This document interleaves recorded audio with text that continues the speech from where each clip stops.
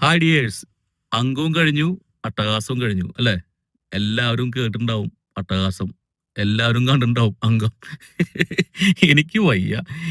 എനിക്ക് പറയാനുള്ള കാര്യം, ഇത് ബോധപൂർവം സൃഷ്ടിച്ച ഒരു സംഭവമാണ് എന്നാണ് എനിക്ക് തോന്നുന്നത്. എന്താണെന്ന് വെച്ചാല്, ഇതില് അശ്വന്ത് കോക്കിനെ കരുവാക്കിയിട്ടുള്ളതാണ്. അത് വെടുപ്പിന് കൊടുത്തിട്ടുണ്ട്. ഇല്ലേ? കരുവാക്കിയതാണോ എന്താണെന്ന് അറിയില്ല. പക്ഷെ വെടുപ്പിന് എന്റെ പൊന്നോ, അത് കേട്ടിട്ട് എന്താ പറയാ, ഇതിന് മേലെയൊക്കെ ഓരോരുത്തരെ വിളിക്കാൻ പറ്റുമെന്നാണ് എനിക്ക് തോന്നുന്നത്. അപ്പൊ എനിക്ക് തോന്നിയ കാര്യം ഞാൻ പറയാം. ഇതില് ശരിക്കും പറഞ്ഞ ബോധപൂർവം ആ നടനും അതുപോലെ തന്നെ സംവിധായകനും പ്രൊഡ്യൂസേഴ്സും ഒക്കെ കൂടിയിട്ടുള്ള ഒരു നാടകം തന്നെയായിരുന്നു എന്ന് എനിക്ക് തോന്നുന്നു. കാരണം ഈ സിനിമ ആകെ 2 ദിവസം ഓടിയിട്ടുള്ളൂ എനിക്ക് തോന്നുന്നു. ഞാൻ അത് അറിഞ്ഞിട്ട് പോലില്ല. ഇതിപ്പോ എടുത്തു നോക്കിയപ്പോഴാണ് അതിന്റെ റിവ്യൂ ഒക്കെ എടുത്ത് ഇപ്പോഴാണ് നമ്മൾ നോക്കുന്നത് തന്നെ.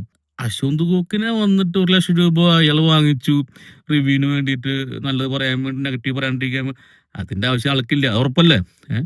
പക്ഷെ എനിക്ക് മനസ്സിലായത്, ഞാൻ പറഞ്ഞു വന്ന കാര്യം നാടകമാണെന്നുള്ള കാര്യം, ബോധപൂർവം ഉണ്ടാക്കിയിട്ടുള്ള നാടകം.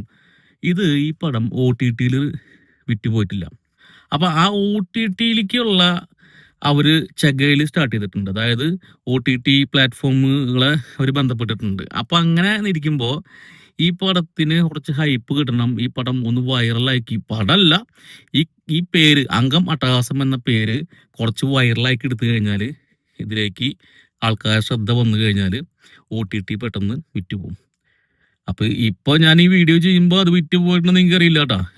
ചിലപ്പോൾ ഈ വീഡിയോ നിങ്ങൾ കാണുമ്പോൾ അത് വിറ്റുപോയിട്ടുണ്ടായിരിക്കാം. ഓക്കെ, എനിവേ, പക്ഷെ എനിക്ക് തോന്നുന്നത് OTT അവർക്ക് OTT പ്ലാറ്റ്ഫോമിലേക്ക് കയറാനുള്ള ഒരു മാർഗമായിട്ട് അവർ സ്വയം തട്ടിക്കൂട്ടിയ ബോധപൂർവമായ നാടകമാണ്. അതിൽ കരുവാക്കിയത് അശ്വന്ത് കോക്കിനെ, ബെസ്റ്റ് ആളെ കരുവാക്കിയത്. അയ്യോ, ചെവിയൊക്കെ അടിച്ചു പോയിട്ടുണ്ടാ, അതിൽ സാധനങ്ങളായിരുന്നു. എല്ലാവരും കേട്ടില്ലേ? ഓക്കെ, കേൾക്കാത്തവർ പോയി ഒന്നുകൂടി കേട്ടോ. Okay, by.